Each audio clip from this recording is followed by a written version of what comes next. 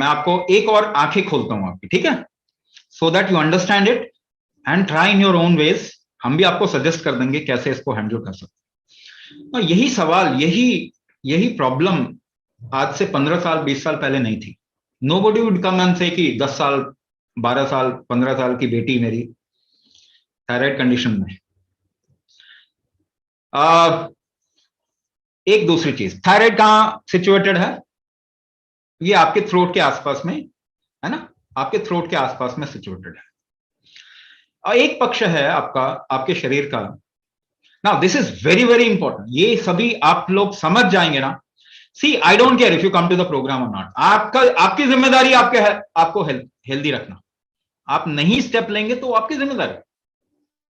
कल को ये थायराइड की गोलियां खा के कल को कुछ डैमेज आएगा, no doctor, no government, no WHO, no America will take responsibility. तो आपको तो अपने हाथ में लेना पड़ेगा। अब मैं आपकी केवल आंखें खोलने के लिए बता, if your body is not able to hold water, अगर आपका शरीर जल तत्व को धारण नहीं कर पाता तो आपको मेटाबॉलिक डिसऑर्डर आएगा ही,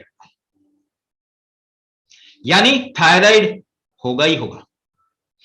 अब मैं आपको कुछ एग्जांपल के साथ में बहुत आसानी से, क्योंकि ये ऐसी चीज है जो हर एक को समझ में आती। अच्छा, थायराइड की प्रॉब्लम में स्किन फ्लेकी हो जाता है, ड्राई हो जाता है, हेयर फॉल होना शुरू होता है, स्किन का टेक्सचर खराब हो जाता है, बॉडी के अंदर चीजें मूव नहीं करती, ट्रांसपोर्टेशन फैक्टर बिल्कुल बेकार हो जाता है। मेटाबॉलिज्म, ट्रांसपोर्ट, डिटॉक्स, ये तीनों ही चीजें वाटरी मीडियम में होती हैं, पानी में होता है।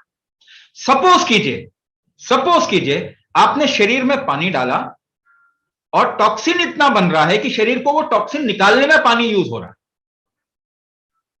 ठीक है ना? तो क्या होगा, आपकी बॉडी में पानी ठहरेगा नहीं। अगर आपकी बॉडी में पानी ठहरेगा नहीं तो मेटाबॉलिक डिसऑर्डर होगा ही होगा। तो आप वाटर को होल्ड नहीं कर पा रहे। दूसरी बात, इसको और कैसे कोरिलेट करें, आपके शरीर में वाटर रिटेंशन होता है थायराइड के केस में, कई बारी फ्रीक्वेंट यूरिनेशन होता है, गला सूखता है, प्यास भी लगती है और फ्रीक्वेंट यूरिनेशन होता है। कॉन्स्टिपेशन जब भी होगा आपका पानी जो है यूरिन के थ्रू ज्यादा निकलेगा, शरीर का पानी। तो जब भी आपके शरीर में कॉन्स्टिपेशन होता है, you are not able to hold the water element, आप जल तत्व को रोक नहीं पाते। ठीक है, इस बात को आप समझिए। आप एंटीबायोटिक खा लो, अगर आपने बहुत दिनों तक कुछ भी दवाई नहीं खाई है, take antibiotic, will get into constipation और आपका यूरिनेशन बढ़ जाएगा। एक diabetic person will get frequent urination because lot of toxins, जो ग्लूकोज आप कह रहे हैं ना ब्लड में है, वो एक्चुअली वेस्ट ग्लूकोज है, उसको बॉडी निकालना चाहता है, मगर आप दवाई खा के उसको कचरे को अंदर ही रखते हो, इसलिए ऑर्गन डैमेज होता है।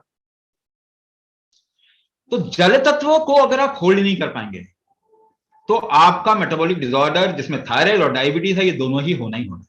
लिवर इंपैक्ट होगा ही होगा, आप रोक नहीं सकते। अब जरा देखिए आपके आसपास में पानी कहां पे है?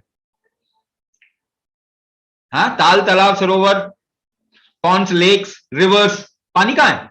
जमीन के नीचे पानी कहां गया? From 20 feet 50 feet to 5000 10,000 feet, आपसे तो पानी दूर हो गया। You have lost the proximity of water, आपसे पानी दूर हो गया। अब आपका बॉडी ड्राई होना शुरू हो गया। तो ये तो आपको कॉमन सिम्टम में दिखेगा कि बॉडी ड्राई होना शुरू हो, स्टोन्स होने शुरू हो गए अंदर, gall bladder stone, kidney stone, ये स्टोन, वो स्टोन। आपका लिवर खराब होगा तो क्या चीज होगी? इम्यूनिटी और इंसुलिन रेजिस्टेंस हो जाएगा आपकी बॉडी में, लिवर इंसुलिन ले नहीं पाएगा, वीक हो जाएगा। तो क्या होगा? PCOD, PCOS, ये सारे बढ़ रहे हैं कि नहीं? इनफर्टिलिटी बढ़ रहा है कि नहीं बढ़ रहा? Your body is not able to hold water. दूसरी बात, जब भी आप रिस्क क्रिएट करते हैं, कोई डर जाते हैं, तो गला सूखता है कि नहीं सूखता? जब आप घबरा जाते हैं, when you get into anxiety situation, आपका गला सूखता है कि नहीं सूखता? गला सूखता है ना। तो रिस्क आप अगर बढ़ा देंगे तो आपका गला सूखेगा कि नहीं सूखेगा, और आपका वाटर होल्डिंग फैक्टर कम होगा कि नहीं होगा? और वाटर होल्डिंग फैक्टर कहां से बनता है? गले से बनता है। तभी आपका गला सूखता है, जब डिहाइड्रेट होती है बॉडी, गला सूखता है, आपका शरीर पानी मांगता है, क्योंकि चंद्रमा का स्थान बोला गया है। अगर आप एंशिएंट टेक्स्ट जो रिसर्च किया गया उसमें अगर आप पढ़ेंगे, योग उपनिषद हो गया, बाकी पुराण हो गए, उसके अंदर पढ़ेंगे तो चंद्रमा का स्थान ऊपर है, सूर्य का स्थान नाभि में नीचे है। चंद्रमा का फैक्टर जितना स्ट्रांग होगा उतना होल्डिंग, वाटर होल्डिंग कैपेसिटी होगी। इसीलिए moon is a creator of life,